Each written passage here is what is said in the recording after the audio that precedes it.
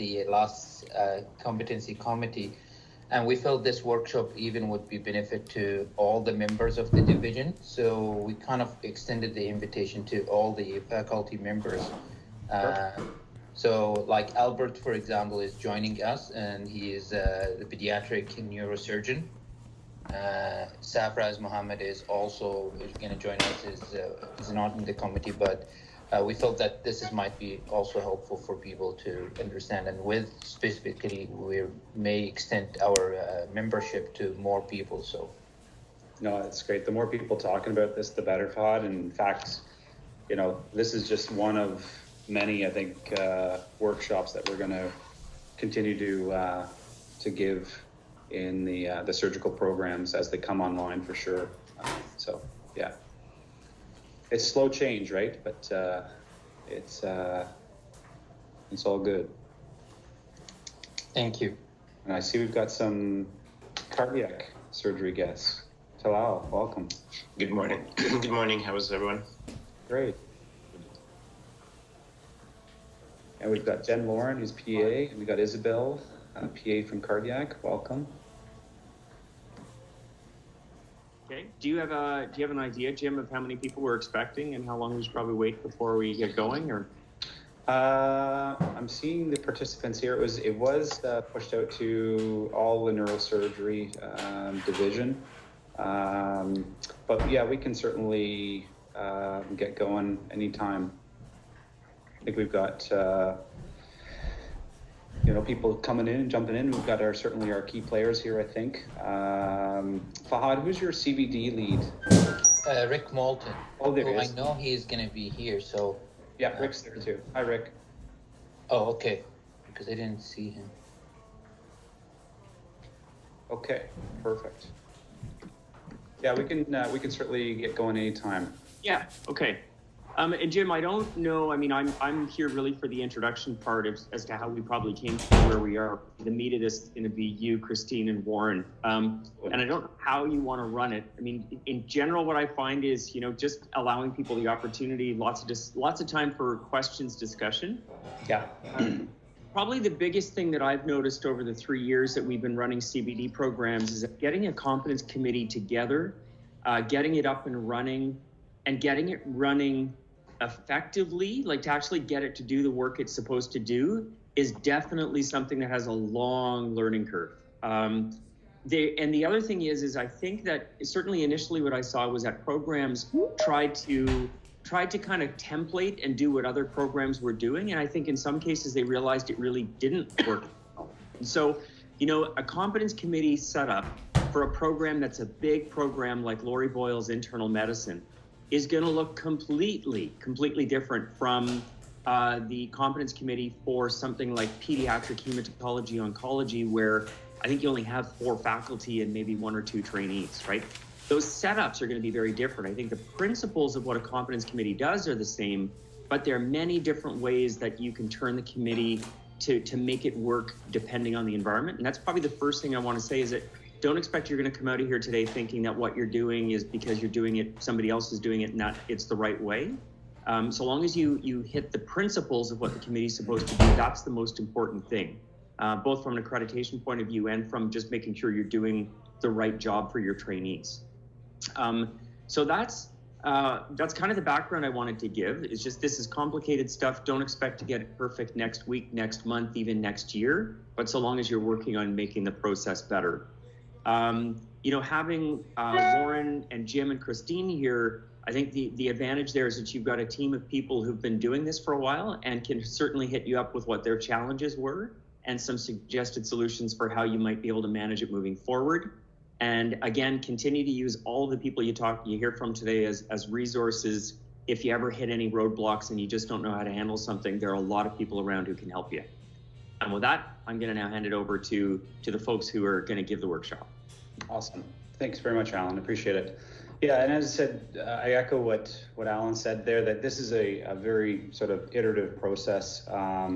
It's slow change, sometimes painfully slow change.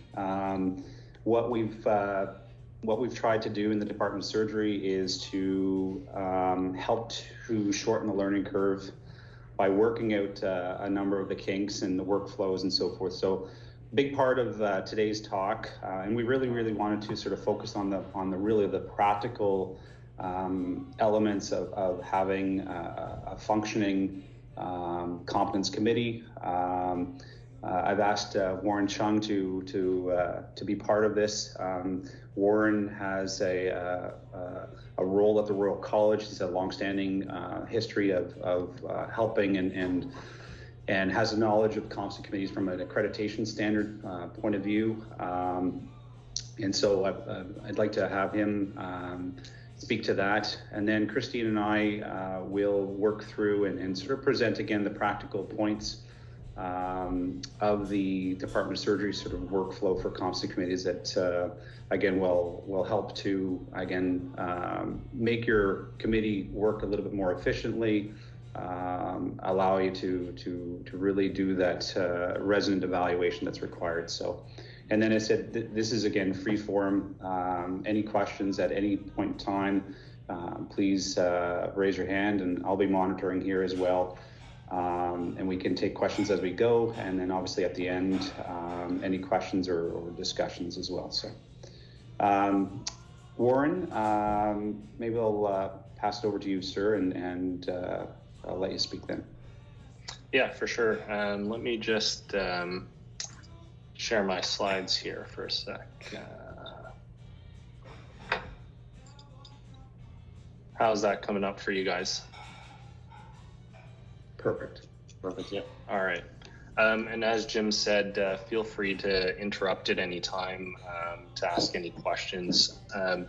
Jim, if you don't mind just watching for any questions that might pop up in the chat, just because I won't be able to see that with my presenter view on here.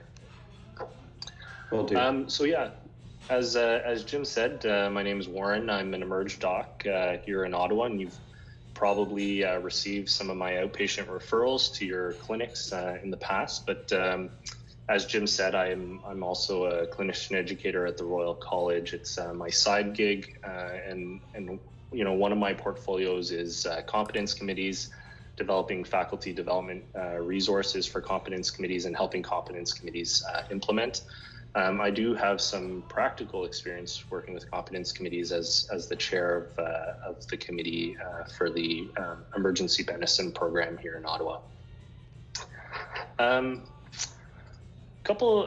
Three things I really wanted to talk about today. One is I think it's important that we understand the context of competence committees and where they fit within the larger training program. That'll sort of lay the groundwork for the other 2 points. The next is talking about some of the nuts and bolts of competence committees. What are the requirements from the Royal College, and how are competence committees intended to function? And then lastly, and probably most relevant to you, is why does this matter, and what are some of the implications for accreditation? On the call today is Sandy C., who's the Director of Accreditation at U Ottawa. So, and I know that both programs have worked closely with Sandy in the past, so I wanted to make sure that she was here on the call with us to give us any background or context that may be relevant. Okay, so competence committees within the larger program. Here's a schematic by Karen Auer from UCSF, which nicely depicts where the competence committee fits within this larger training program. And hopefully you know that the competence committee really is a subcommittee of the RPC, and recommendations made by the competence committee need to be ratified by the RPC. But let's talk a little bit about how this diagram points to the purpose and the function and what the intended role of the competence committee is. You know, your program likely collects a lot of assessment data, and this assessment data is intended to support the program and curricular goals. Ideally, this data is continually collected across different contexts by different assessors using different methods. And the primary intent of the assessments really is formative in nature, to provide actionable feedback to residents so that they can improve the care that they provide to patients. But this data also provides, you know, or informs summative decisions or high stakes decisions that are made at the competence committee level regarding resident progress and promotion. And that's really the primary focus of the competence committee. But I'd encourage you just for a moment to take a bit of a broader perspective of the role of the competence committee. I think sometimes competence committees are perceived as being very distant from the resident, whereas really competence committees should be liaising with residents frequently, providing feedback to the residents, communicating their trajectory to the resident and how to support or how the program can support the resident along their path to competence. The Competence Committee also has an informal role in quality improvement. As Alan and Jim have said, there are obviously challenges that occur when CBD is being implemented, especially early on. And some of these challenges include data collection, the authenticity of the assessments, the quality of assessments. And since it's the Competence Committee that reviews all this data, it's optimally positioned to really identify some of these challenges and provide some solutions to mitigate or address them. So that's really the purpose of the Competence Committee and where it sits with respect to the larger program. Let's talk a little bit about some of the nuts and bolts of a Competence Committee. So what are the requirements from the college and how is a Competence Committee intended to function? So the college requires that each competence committee have a term of reference as well as a processes and procedures document. The terms of reference outlines the purpose, responsibility, and authority held by the competence committee. Pretty standard stuff, and outlines that the competence committee is a subcommittee of the RPC. Probably most relevant to people on the call today is the processes and procedures document. This document outlines the plans for group decision making. So it's a very structured, systematic, step-by-step document that identifies how data is going to be reviewed, how it should be interpreted, how discussions are going to occur at the competence committee, and how ultimately a decision about the resident's progress is going to be made. And so it's critical that the chair and the members of the committee are familiar with this document. It's also important to share this document with the residents for two reasons. One, so that they understand the process of how decisions regarding their progress and promotion are made. And two, to foster this sense of trust that the data that they're collecting, on their rotations in the OR are actually going to be reviewed in a just and fair manner. And I think that's a really important aspect of linking the competence committee to the residents. Okay, what about membership? Well, the college requires a minimum of 3 members. The chair ideally should not be the program director, hopefully for obvious reasons, as the program director may have conflict of interest with regards to a resident's progress. Quorum is defined by the college as a minimum of 50% of the members with a minimum of 3 members present. And that's where it's really important that attendance is maintained at these meetings, because if you're under quorum, then there's no real purpose or no real value in meeting because the decisions made won't hold. In terms of meeting schedule, residents need to be reviewed at least twice per year, as well as at anticipated stage transitions.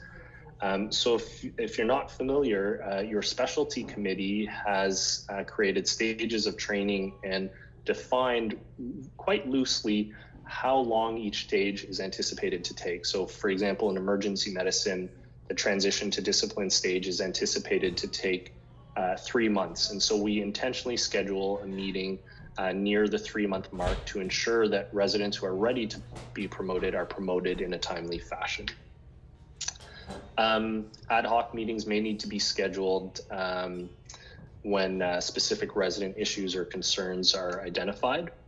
And I just want to put a plug here to make sure that you schedule your competence committee meetings in close proximity to your RPC meetings to ensure that ratification is done in a timely manner. Okay, so let's talk about some of the meeting process, what's supposed to occur at a meeting. But before we can talk about that, we really need to talk about what occurs or should occur before the meeting, because a lot of the work of the competence committee actually occurs outside of the actual meeting. So ideally, the chair sets the agenda, so which residents are going to be reviewed, and then they'll assign a primary reviewer for each resident. And the primary reviewer has a big responsibility. The primary reviewer is supposed to do a deep dive into the residents' data benchmarked against the specialty committee guidelines and standards. So it's not just looking at the data, but it's really trying to interpret the data in the context of what the specialty committee has defined or provided guidelines for promotion and progress decisions. Using these benchmarks, you're then able to synthesize and interpret the data to determine a proposed status for the resident. So that's some of the work that you need to do in advance of the meeting. And then at the meeting, the primary reviewer will provide a summary of the resident's portfolio. And then they'll present some of the data. And this is where it's helpful if you're meeting virtually to have screen sharing capabilities, or if you're meeting in person to have a projector and a screen so that everyone can visualize the data at the same time. And the primary reviewer will focus on trends and outline data that warrant some discussion. And hopefully the committee then, goes on to discuss and deliberate about the resident, and ultimately with the intent of coming up with a decision about EPA achievement and their progress. And as you discuss, the competence committee members are really there to serve as a jury. They're there to consider the evidence, compare the guidelines, and occasionally play devil's advocate, not to simply agree with what the primary reviewer has proposed, but to really question and scrutinize that proposal. The chair is really there to ensure that the deliberation process is fair and transparent and based on the evidence. And the college has created a resource for you. It's a set of mock competence committee cases. There are 6 cases, and they're written in such a way that there are different roles. So you can read the narrative for the competence committee chair and some of their internal thoughts, as well as the narrative for a competence committee member or the program director, to understand what are some of the nuances in the discussion that might occur, and how differences of opinion might how there might be differences of opinion when looking at the same data. So I've linked to this resource using the QR code there that you can use and work together with your competence committee. Ultimately, the competence committee needs to reach a decision, and they make decisions about EPA achievement. And they make recommendations to the RPC on the status of the resident. So is the resident progressing as expected? Maybe their progress is actually accelerated, or maybe they're not progressing as expected. And they also make recommendations on associated learner actions. So does the resident need a modified learning plan? Maybe they need formal remediation. Maybe they're being promoted to the next stage of training. These are the types of decisions that the competence committee needs to ultimately come to. Once those decisions are made, they need to be communicated to a minimum of 2 parties. The first is obviously the RPC for ratification. And once ratified, the resident. And we have found with programs that engage residents in the co-creation of a learning plan, that residents really take a sense of ownership and responsibility for their own learning. So I encourage you to do that, to not see this as a top-down approach, but to really engage the residents so that they take ownership of their learning. On occasion, post-grad will need to be involved, or will need to be informed of the decision. That might be, for example, for formal remediation, or when a resident is deemed ready for the exam. So why does this matter to you as chairs, program directors, competence committee members, and program administrators? Well, I really want to emphasize to you the central role that competence committees play in, this larger system of assessment within CBD. Whereas prior to CBD, credentialing was largely the responsibility of the college, the credentialing has now been delegated actually to schools via the work of the Competence Committee. So that's an important change to recognize, because that impacts sort of the weight of competence committees and what role they play. For the program directors on the call, you know, prior to CBD, you had to submit a document to the Royal College outlining how many years of training your resident had completed, what rotations they completed, and the credentialing committee at the college would compare that to your specialty's STR to determine if the resident had completed training. And you also had to submit a FIDER, an itemized CanMEDS oriented assessment with associated comments. But in CBD, the college no longer counts rotations. The college no longer requires FIDERs, so you no longer submit FIDERs. The college is really looking for an attestation that the resident is exam ready and an attestation that they've completed training. And that comes from the program. And so credentialing is no longer based on time in residency and completion of rotations, but informed by a robust system of assessment. And at the center of this assessment system is really the decisions made by the Competence Committee. And so the responsibility now lies in the program's hands to say that a resident is ready for certification and independent practice. So you can see that the weight of the decisions of the Competence Committee has increased. So again, coming back to the question of why does this matter for your Competence Committee? Well, the college clearly states that Competence Committees have a responsibility to make decisions in the spirit of protecting patients from harm and of supporting each trainee. And so the Competence Committee really is taking on a large part of the responsibility of a program's social contract with society to ensure the public that the graduates from the program are competent to practice independently. And obviously this responsibility shouldn't be taken lightly, and to reflect this, the college very clearly states that the functioning of the Competence Committee, including its decision-making processes, will be a focus of accreditation surveys in the future. So I want to talk just quickly about accreditation. Hopefully you're familiar with this website. I've linked it through the QR code there, but it will bring you to the general standards of accreditation for residency programs. And I wanted to highlight a couple of indicators that speak specifically to competence committees. So for example, 3.4.3.1, the Competence Committee or equivalent regularly reviews residents' readiness for increased professional responsibility, promotion, and transition to practice based on demonstrated achievement of expected competencies and or objectives for each level or stage of training. And really what this indicator is saying is that decisions made by the CC must be supported by the assessment data in the resident's portfolio, and that these decisions are not just high stakes decisions about promotion to the next stage of training, but in practice, what you're making decisions about is really the degree of supervision and the degree of responsibility that can be entrusted to these residents. There are obviously some indicators that don't explicitly speak to competence committees, but that are very closely tied to the work of the Competence Committee. So 3.4.1.6, the system of assessment is based on multiple assessments of residents' competencies during the various educational experiences and over time by multiple assessors in multiple contexts. And this speaks to having a robust system of assessment that provides actionable feedback to your residents, but that also provides meaningful feedback or meaningful data to the Competence Committee to be able to make these high stakes decisions.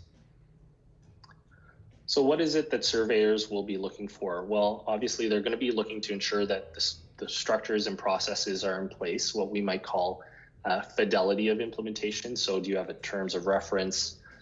Is quorum met at all of your meetings? Are residents reviewed at least twice per year? But where the money lies is really in the integrity of implementation. So is the committee making transparent, fair, and unbiased resident progress decisions that are informed by the evidence? And, is the Competence Committee achieving the intended outcomes of assuring that graduates are competent to practice? And this is really where the focus is going to lie. Now, I'm really glad that Alan in his introduction really emphasized this idea of principles to guide the work of competence committees.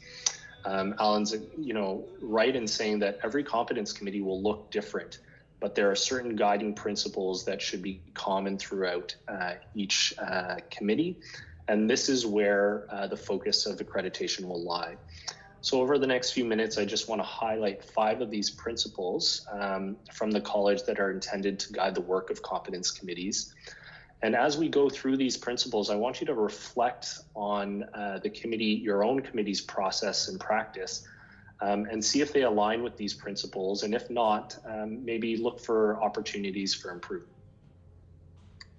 So principle number 1, the competence committee allows for an informed group decision-making process where patterns of performance can be collated to review a broad picture of a resident's progression towards competence. So there are 2 elements here. The first is informed and the second is group decision-making process. So informed by what? Well, obviously informed by the data in the resident's portfolio. And this implies that the resident's data is actually reviewed. We've heard of some programs that don't actually review the data. They just come to the meeting and they talk about a resident. Oh yeah, I worked with so-and-so, they were great. Let's move them forward. And really that doesn't fly from an accreditation standpoint. There needs to be an in-depth review of the resident's data, ideally by a primary reviewer, and then this data is then reviewed at the competence committee level by the members to scrutinize the proposal from the first or the primary reviewer. In terms of group decision-making process, as we spoke about, this process must be explicit in the processes and procedures document, but it also needs to be practiced. It can't just be something written on a document. There needs to be evidence that the competence committee is following these best practices. And so it implies that the group has a discussion around the resident's data, and that this discussion and deliberation ultimately leads to a group consensus or group vote or a group decision. And what the college is really looking for is that committees are not doing a verdict-based jury, meaning the primary reviewer proposes something and everybody agrees, rather that each member of the competence committee really reviews and scrutinizes the data to ensure that the ultimate decision is evidence-based. So principle number 2 is the committee work is guided by the National Specialty Competency Framework. This implies that resident data is not just looked at, but it's actually interpreted in the context of the national guidelines and standards. And in order to do that, members need to be familiar with the specialty committee assessment plans. Do your members know what the guidelines are for determining whether an EPA has been achieved, understanding that each EPA has its own assessment plan? Do you know when residents are anticipated to transition from one stage to the other? This is really important that members become familiar with those documents so that they can appropriately interpret the data. Principle number 3, committee members must make every attempt to avoid the introduction of hearsay into the deliberations. Discussions are informed only by the evidence available in the program's e-portfolio system.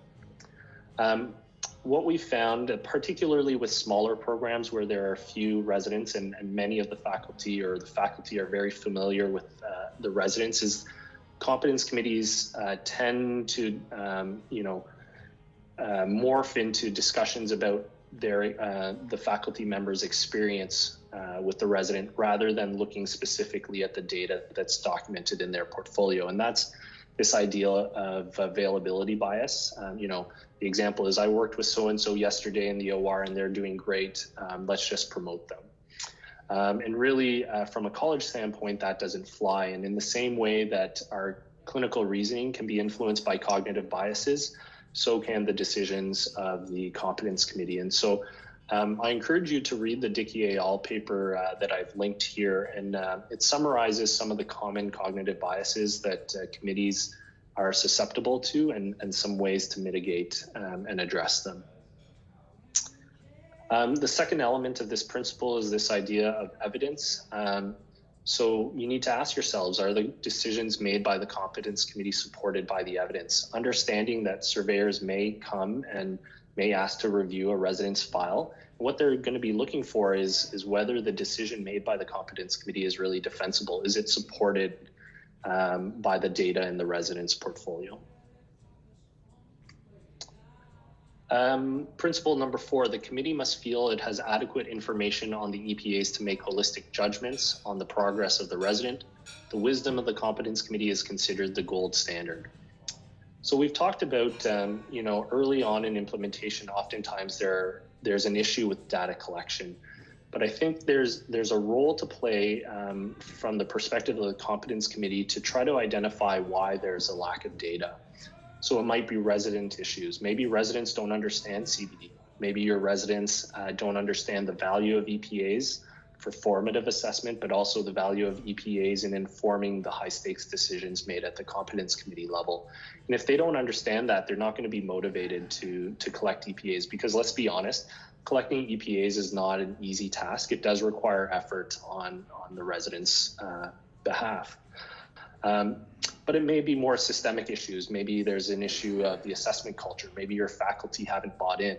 And so maybe the competence committee have to serve as champions for CBD and model, assessment culture of collecting and filling out EPAs for residents and ensuring that the feedback is actionable. There can also be some broader system issues, like the educational environment isn't conducive to frequent observation and assessment, in which case you need to talk to your RPC, talk to your program director, talk to the chair of your department or the head of your department to see how processes can be adjusted to facilitate the assessment of your trainees.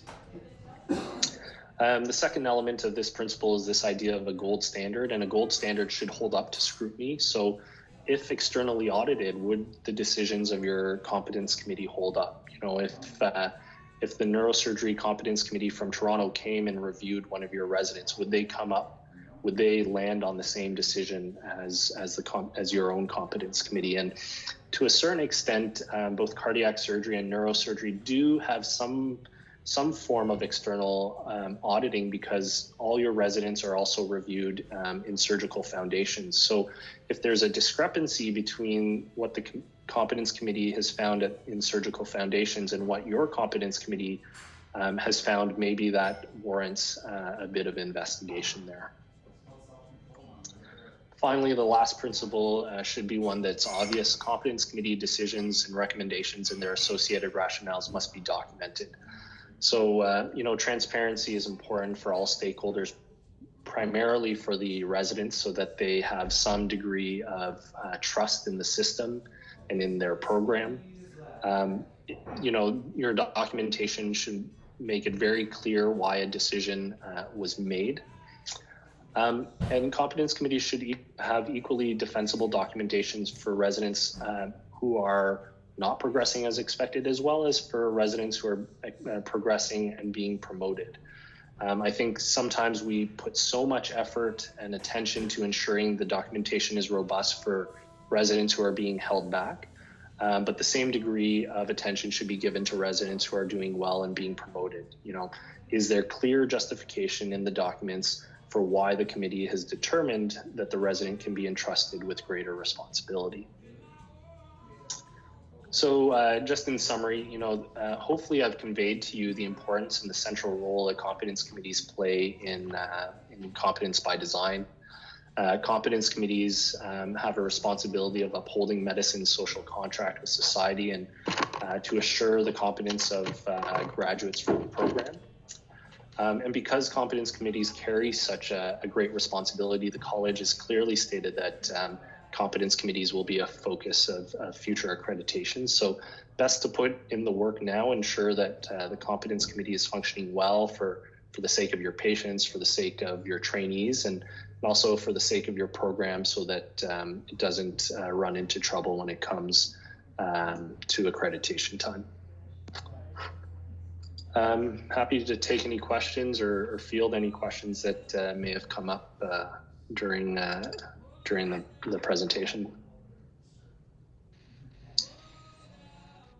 Warren, this is great talk. This is Talal from Cardiac Surgery. I have a question really for everyone, whoever has any thoughts about it. But I guess the whole premise is that we have data that is easily presentable in order for basically the jury to to give their verdict. I'm thinking kind of almost a court trial. They have all these boards up and pictures of what's happening. So, the most important part is getting evaluations and getting data from and feedback from everyone in the program, which I think everyone works on. But are there any tools at the university or perhaps from other places of how to compile and make this data digestible and presentable, to the eye? It looks, trends and graphs and things like that. I know, Elantra is sort of what we've been now trying to use, but are there any other tools that can make it easy to see progress visually, at least, so that people can look at it and say, okay, I see this resonance progressing this way or that way that you've encountered or you've used?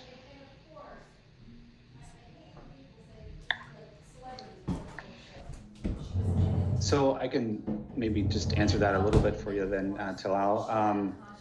That certainly is a big focus of attention right now at the postgrad level with Alan and a number of other people working closely with MedTech to try to improve the ability to analyze the data a little bit more easy. And so it is a work in progress. Right now, as I said, the whole purpose of all this is that there is a commitment. I think Warren had stated that nicely as well, that there is time that needs to be put into this process, and we are trying to help make that review a little bit more efficient. But a big part of what we're going to hear today is that there is a necessity for a commitment of time to really do a good job at looking at that data. Jim, I'm just sharing my screen here. You can see. Emergency medicine was the second cohort of CBD, and Elantra has made big strides since 2018, although there's still a lot of work to be done in terms of creating a dashboard that is capable and that is feasible to use. But this is something that we created for our own program, and it outlines, each EPA, for example, in the transition to discipline stage, and what the guidelines are from the specialty committee. And this is just a way for the primary reviewer to document whether the resident has achieved or attained the number of required or recommended observations for each contextual variable. So this is something that you might want to consider doing. It's possible that other programs across the country have already created an Excel sheet or some sort of database sheet like this that you can copy, so that you're not reinventing the wheel. But this is, these are some of the accommodations that you might need to make until Elantra is really a robust system that can be used. So again, we'll talk a little bit more in the next part of the talk here, Talal. In the Department of Surgery, we've developed the exact same sort of process where we have spreadsheets tracking all these, the progress in both the primary review or EPA assessment, but also the secondary metrics that a program uses to really look at the overall progress of a resident. So that might be a good transition into the next part of the talk, if there aren't any other questions at this time. Okay, perfect. I think Christine has the next set of slides. Yeah, I'm just gonna load them back up. So Warren, that was excellent, and it was exactly what I think we needed to hear from a higher level. I wanted, obviously, Warren to about, the accreditation standards and what we need to try to achieve in order for our programs to be successful in accreditation, but also to do justice to the process. We are changing, we are looking at doing things differently. And sometimes the most challenging aspects of these changes really sort of boil down to, how do you actually do it? There is a lot of information at the Royal College and on their website about CBD and competency committees and so forth, but it's higher level stuff and a lot of the challenges I think that we face when we're working in the trenches is really, what do I do? How do we structure this competency committee? What is the actual process? And so this is sort of what we've been working on, Christine, myself, and many others in the Department of Surgery was really to sort of work through the step-by-step practical workflows so that with each surgical program that comes online for CBD, they don't really have to reinvent the wheel and really just sort of be able to sort of start that process and work on implementing it in their own program. So I think I'll take control, I guess, here, Christine. I think I can do that now. It says you did. Yeah. Okay. Perfect. So everyone can see the slides, okay? I can. Yeah. Okay. Yes. Yeah. Yep. So again, I think that Warren spoke to this nicely. There's obviously a flow of information. Academic advisors are sometimes utilized. Programs may or may not have those specific academic advisors, but generally speaking, any staff working with a resident is really sort of acting as an academic advisor, where being aware of the various EPAs that a resident needs to be pursuing, being part of that process of supporting and filling out evaluations, and even prompting to do evaluations. I think that's also a big part of being successful in CBD.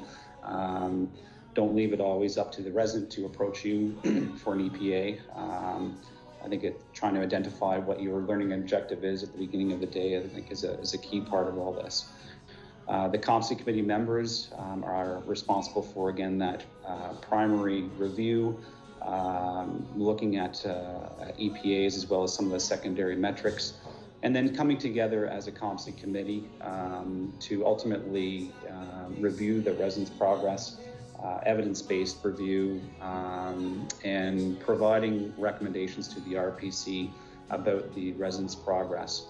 The RPC is, again, responsible for reviewing and ratifying those recommendations and also adapting. I think that there are challenges within CBD if the environment is not allowing for certain EPAs to be signed off on or achieved, then it may require changes to curricula, and then ultimately feeding that back to the residents to allow for that change and that improvement.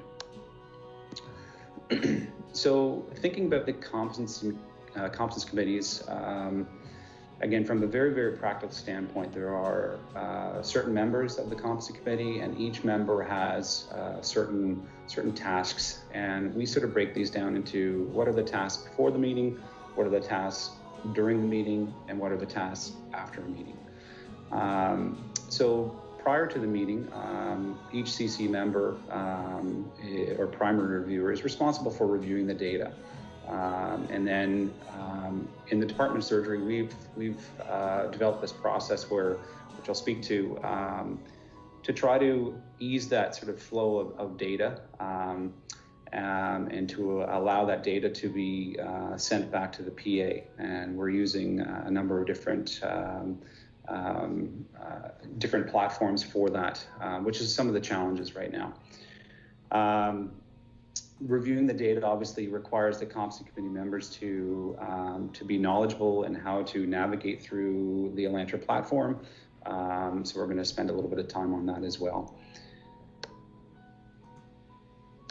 So what's the data to review? For each primary reviewer, I think you need to know where your resident is coming from. So what we send out from the PA to every primary reviewer prior to a competency committee would be the last competency committee report. Again, this is a structured report that we put together. Every program has pretty much the same report, which collects the important, I think, data points. It is a drop-down menu with fields being able to be clicked on and filled out, really to try to help with an efficient report generation. This includes, again, all the different important aspects of the meeting outcomes, and including the status of the learner and any potential learner actions as well. The primary reviewer also then needs to obviously look at the EPAs that the residents involved with per CBD stage on the Elantra dashboard. And this were some of the improvements to allow that we've been working on with MedTech to provide, again, a little bit more of a visual representation that at least on a superficial pass can allow you to see how your learner is doing prior to a deeper dive. So the resident's name would be in here. We can easily see how many total evaluations have been done. And then each stage will be depicted. D would be your transition to discipline. And then we go on to our foundation. So in this particular program, there are 4 transition to discipline EPAs. At this stage, we can see that 6 have been, there have been a total of 6 evaluations out of the requisite number of 3 that are required. And this resident has already been deemed to be, each of these EPAs have been signed off, and that's why their reading is greened. And they've been approved. So a check mark is approved, green means achieved, and now obviously the other color codes as well. At this point in time, it does require a little bit of a deeper dive, but the other aspect to reviewing a resident would be to look at, what are the other metrics that you're using as a program to assess overall progression. And we all have different other data points that we like to look at. In surgery, for instance, it may be the surgical foundations performance, which is extremely important also. It's a parallel program that your residents are part of, and therefore there's a shared responsibility of the home program with surgical foundations to ensure that your residents are progressing in surgical foundations as well. And if they are not progressing, then that's also a shared responsibility to try to determine why the resident's not progressing. Whether it's just not filling out EPAs or not being able to capture those learning experiences. This is an example of what we do in urology. We have various exam marks that we look at, OSCEs, Pulse 360, T-Res case logs. So if the residents are capturing the number of cases that they do as well, we look at all that data. Navigating Elantra, again, is been part of this workflow that I think is challenging initially. How do you actually work through it in an efficient manner? And it is challenging when you start, and it does take time for you to better understand the Elantra platform, and that's why the competency committee members really have to have a greater in-depth knowledge of Elantra, and not just a superficial knowledge which an evaluator would only require. And this takes time, really, just to start to play around with it and to better understand it. We have a workflow that, again, is a step-by-step instruction manual with screenshots, again, that we are sharing with all of our competency committee members, which, again, is a sort of a point-by-point, what do you do and how do you go through that review. But ultimately, we're looking at a number of different points, and to ensure that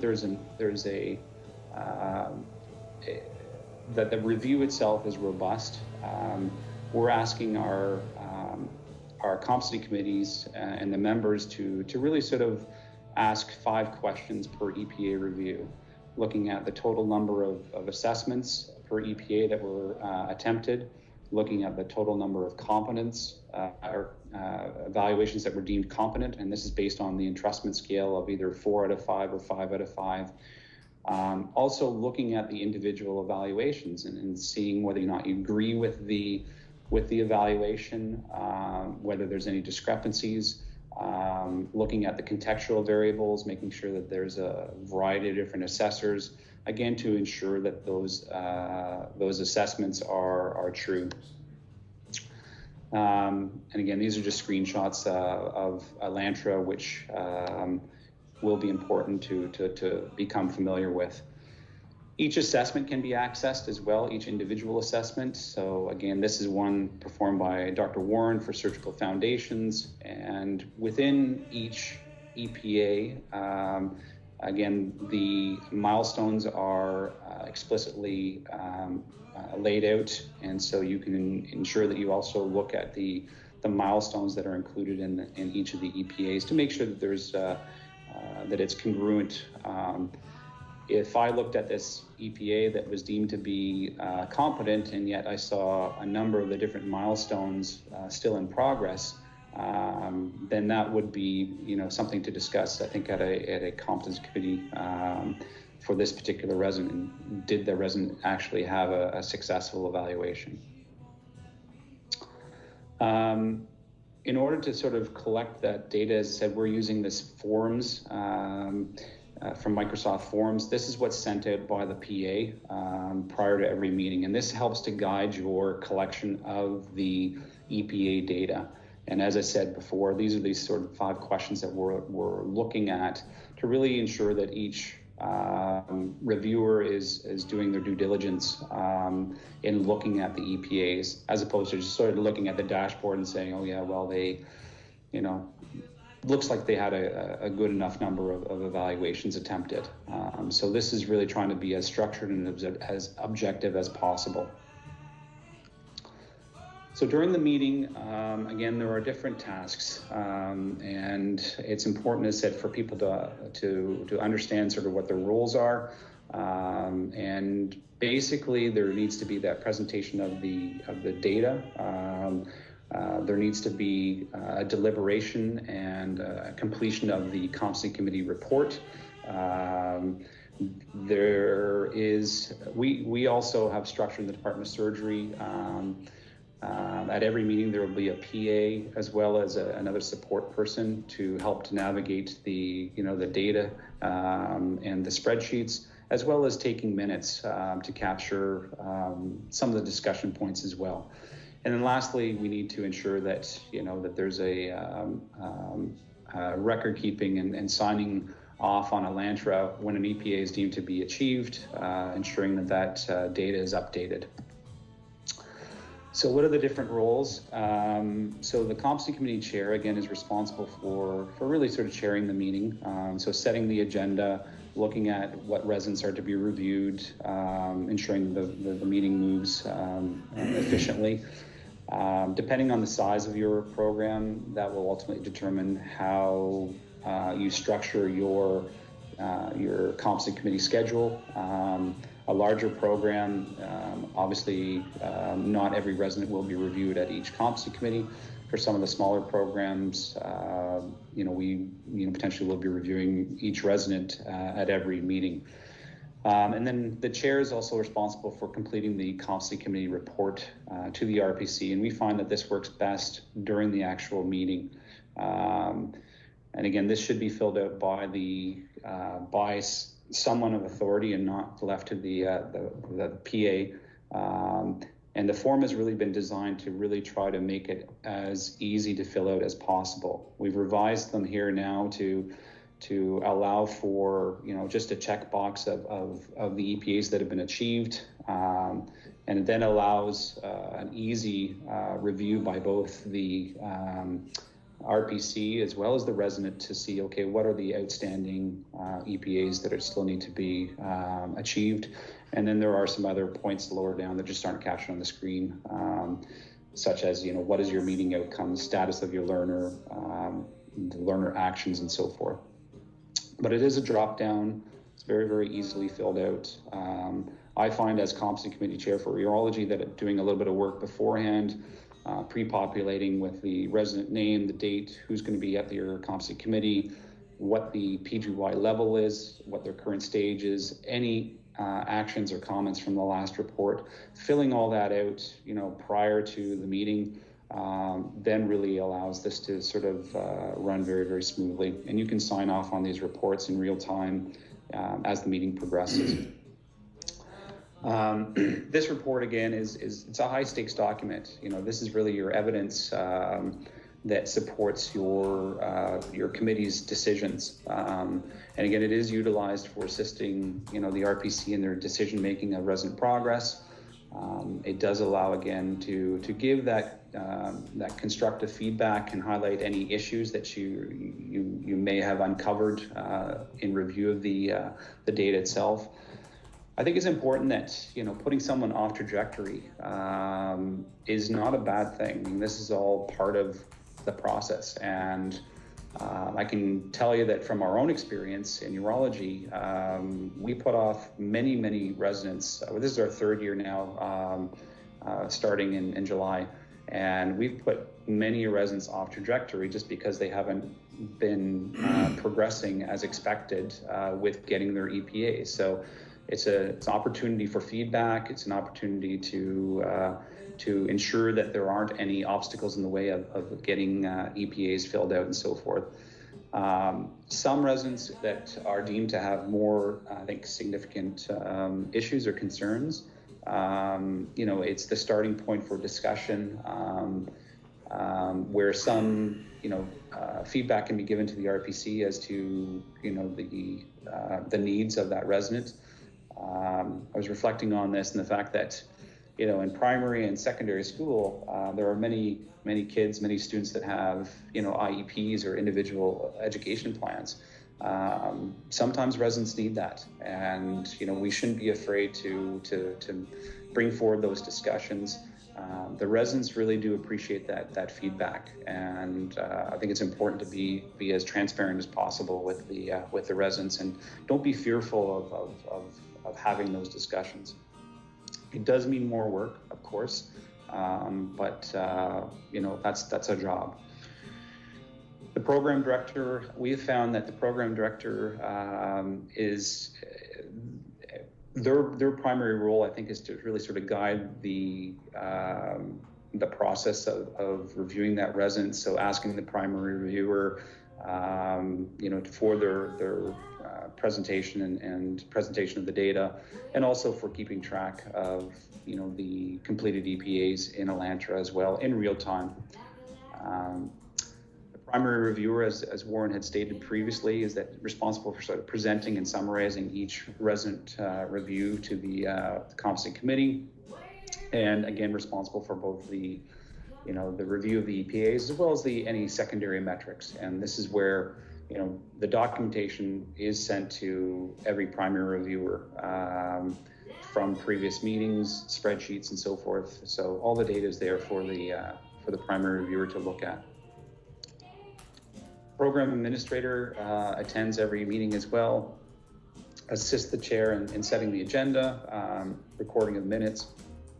We also have a secondary support person from the Office of Education that attends every meeting and really helps to ensure that we're able to display the spreadsheets, looking at EPA progress, similar to what Warren showed, that spreadsheet, and then the other secondary metric spreadsheet, looking at what are the other metrics that we're looking at.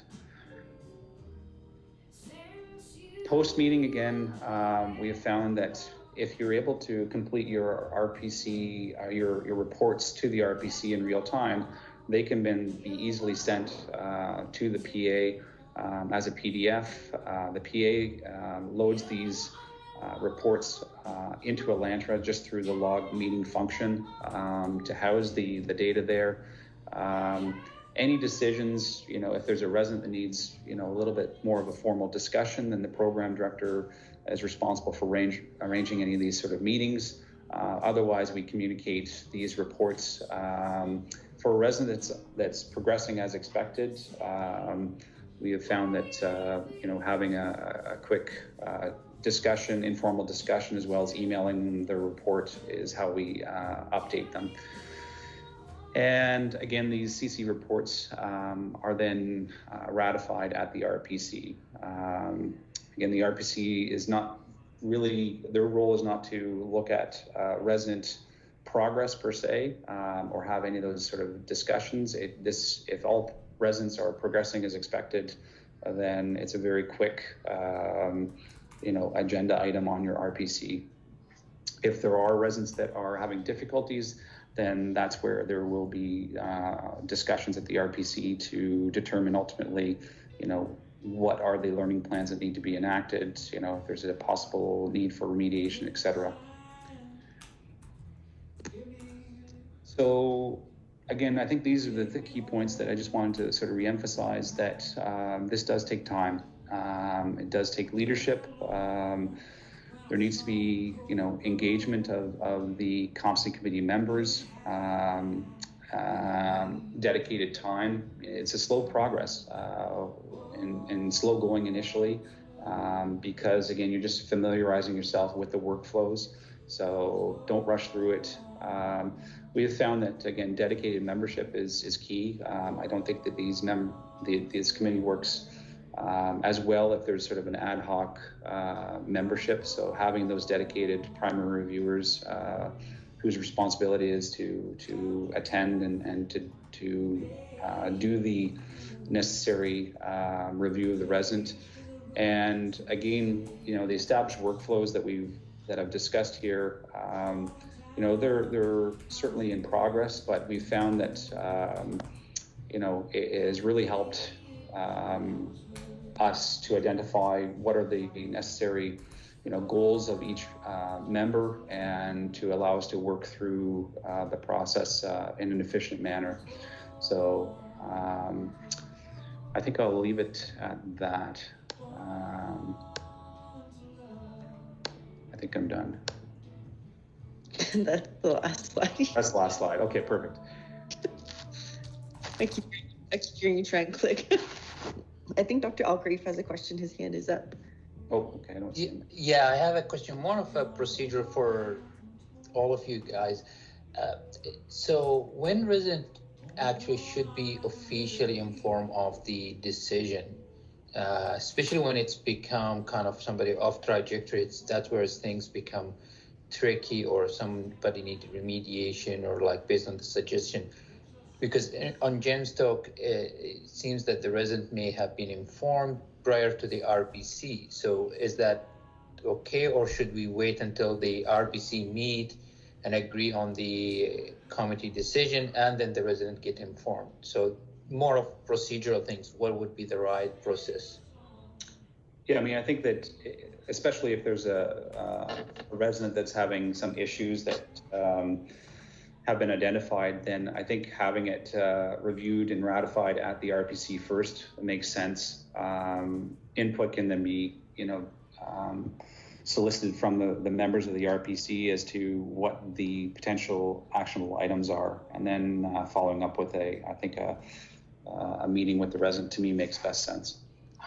Yeah, can I just pipe in here too? So there's a little bit of an issue here, because depending on the way some of the committees that I've seen actually set up, sometimes the competence committee meeting may happen weeks before an RPC meeting. So there may be a pretty significant delay between the two. In general, I prefer not to have that, right? Small programs, again, best practice sometimes is have CC immediately followed by RPC. Then you don't really have that time delay, and your question then, Fahad, becomes really a non-issue. But if there is a delay that may be longer, I'm a much bigger proponent of being fully open, honest, transparent with the trainee around what the process is, that any decision or recommendation coming out of CC needs to be ratified at RPC. But if the CC has flagged something That's feedback that should go back to the trainee regardless of what the outcome is going to be. There's clearly a concern with performance. And I think the sooner you do that with the trainee, the more open and transparent and supportive you are, I think the better it is.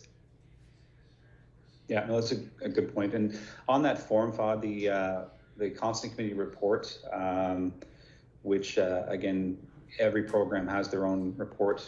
At the end, again, there's a click down box as to what are the actions that are going to be taken. You know, whether it's just emailing the report to the resident, or whether or not the program director needs to have a formal, meeting, whether there needs to be escalation and so forth. So, yeah, it's very, very transparent. And again, it's the documentation is there. The residents know, what the outcomes of the constant committee meeting could be. And so, yeah. Okay, thank you. Maybe I'll just ask a question for all of you, just something that I've seen or has come up in conversations with some of the CC meetings that I've attended is, I guess, what is the risk, or is there anything that a CC needs to be careful of in terms of putting people off trajectory, or deciding that they're not ready to progress? Say they have the minimum amount of EPAs completed, but the competence committee membership decides that the assessments are inadequate because they were only completed by like one staff member or something like that. In terms of appealing decisions of that nature, has that happened? And, is the CC at risk of that sort of thing if they're not diligent, or is there anything, what kind of tips are there for that sort of outcome? Okay, you want me to take this one? Sure. Okay, so first of all, the CC is not at any risk, period, okay? If this all runs the way it's supposed to run, the CC is a reviewing, recommending body, and any recommendation they make has to be vetted and stamped by the RPC. So if and when this ever does go to an appeal, so let's say the way the appeal process works is that the CC looks at the evidence and they make a recommendation. And let's assume just for the example, we're going to say remediation. So remediation is an appealable thing. So the steps in the process are that goes to the RPC. The RPC then reviews the evidence and has a bigger, broader contextual issue to look at. Where CC is very focused on the assessments that are done, RPC may have some information, the PD may have information that may mitigate some of that. That's why it goes to the RPC first. The RPC is mandated under our policies at the university to give the trainee the opportunity to address the RPC either in person or writing before they come to their final recommendation. So let's assume they do that, they follow process, then that recommendation gets forwarded up to me, and I send it off to my eval subcommittee that is now chaired by Alison Ayre. So a faculty member chairs it. I sit on it, but non-voting. That committee's job is to review the process and review the evidence that went into the recommendation. And they would then make an arm's length recommendation as to whether they agree with it. So if the evidence is adequate to support the recommendation in that committee's opinion, then it is formally ratified. And that is the time period at which it becomes appealable. So if the trainee still believes that it was not the right recommendation, it goes to appeal. Overall process is 3 months, and it's the program director, not the CC chair, it's the program director that has to defend that appeal. So that's the process. So, if your competence committee is making decisions based on evidence that is reasonable, and there's enough evidence, there's actually 3 committees that review it before it goes to appeal. There's the CC, there's the RPC, and then my eval subcommittee. So I don't think the CC has anything to worry about so long as they're making reasonable decisions based on reasonable evidence. And if they're not, then it should have been stopped at one of those other points before it ever got to appeal. And I think that's why it's so important to, have these processes, really down pat and do the due diligence, right? I mean, that's why we're here. Yeah. So Warren has his hand up there, Jim. Oh, sorry. Go ahead, Warren.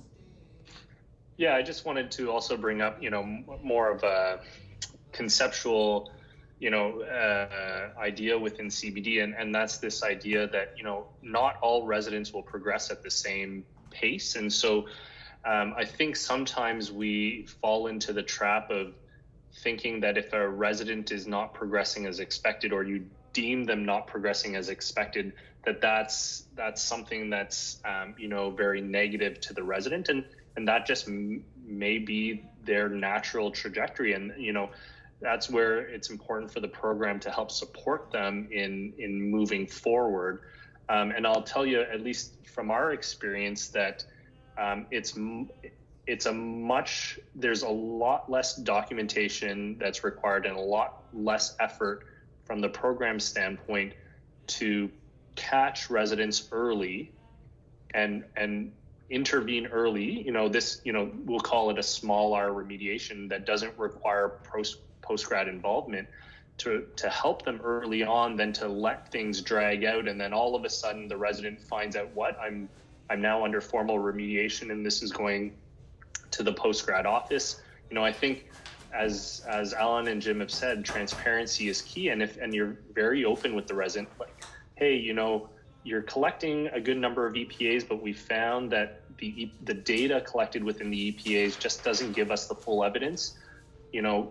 Let's give you an extra 3 weeks to focus on this specific EPA, and let's get you back on track. I think residents, at least from my experience, take that a lot better than dumping the remediation plate on their table. Yeah, absolutely. Can I add one thing I would have done? I mean, this is our first year, but something that I found helpful, because sometimes I think the residents, especially starting off residency in the initial stage, might be overwhelmed with the amount of work, different program is meeting at the beginning, mid-rotation, and end of rotation, even if it's a 1 month rotation, even if it's for 5 minutes, and trying to go over, where you add in those EPAs. And sometimes I've found that, that resident fell short, but then realized, I have only 2 more weeks. So really ramped it up and got there in time. So it's a little onerous, honestly, but I think it does, it prevents probably later on problems and having to catch up. But that seemed to work. And at least you have maybe one per resident, one staff who can act as sort of a mentor. So far, it's been manageable. We have a smaller program, so it's been manageable, but that's just one idea.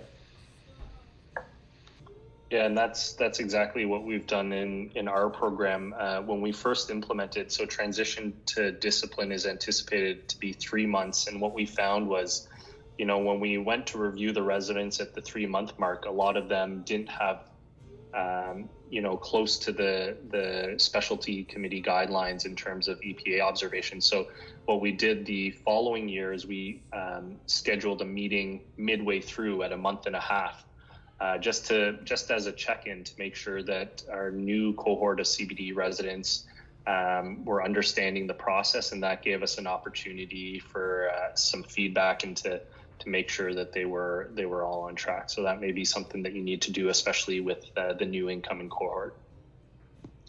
Yeah, I'm just going to jump on that point too, Warren. I think that in itself is one of the biggest things that you can do to initially is having that initial onboarding that's program specific very early on, like even within the first week of July with your CBD residents.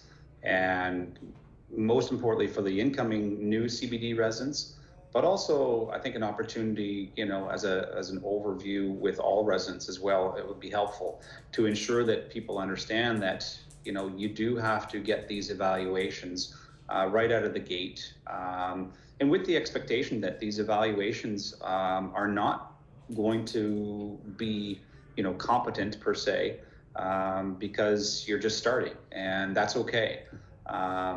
What we're looking for is that overall, trend and in that improvement, but without getting the data, you cannot make those recommendations. So we've certainly revised our approach to that, such that we're getting our incoming CBD residents oriented very, very early in July. So something to think about as program directors.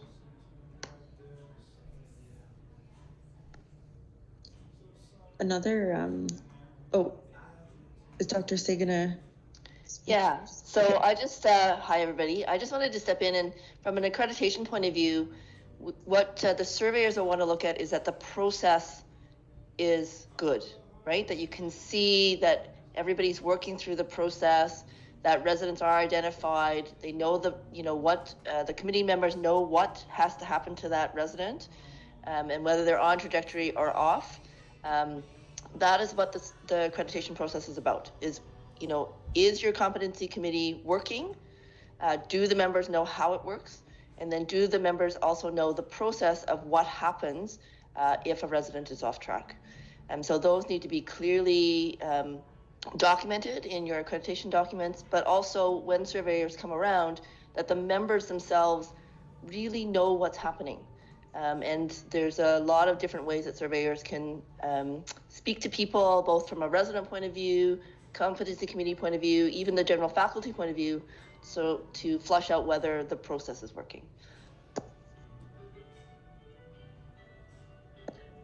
I think that's very important. I find it challenging right now because we're kind of we're in the slow ramp up, I guess, of transitioning all the programs to CBD. So when you have a smaller program, cardiac, for example, they've got one CBD resident, right? So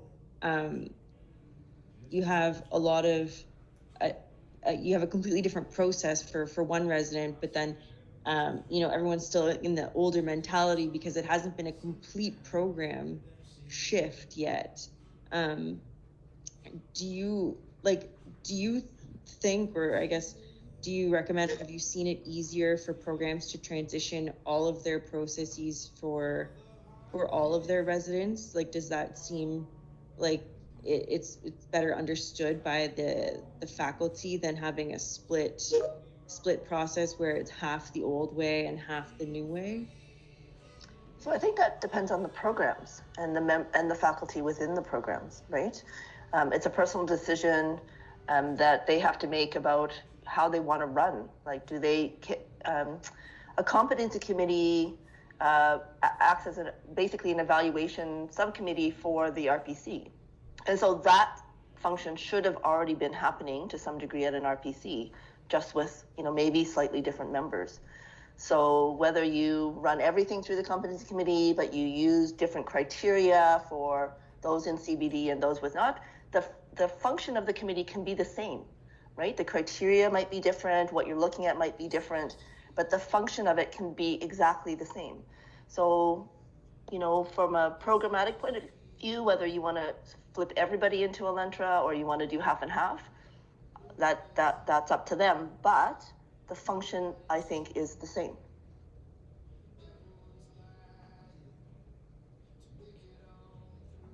Great, thanks. I'll just say that I do empathize with smaller programs because as Christine was saying, when you only have one resident who's a CBD resident, the impact of CBD isn't as apparent to the rest of the division and to the faculty.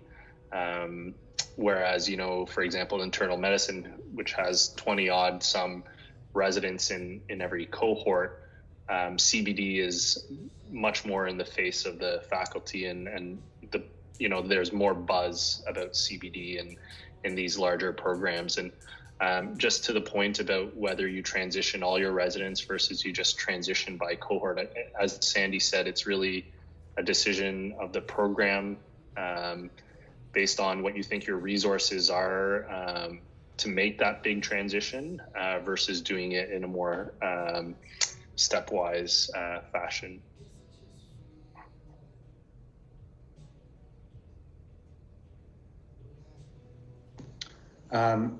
Any other questions?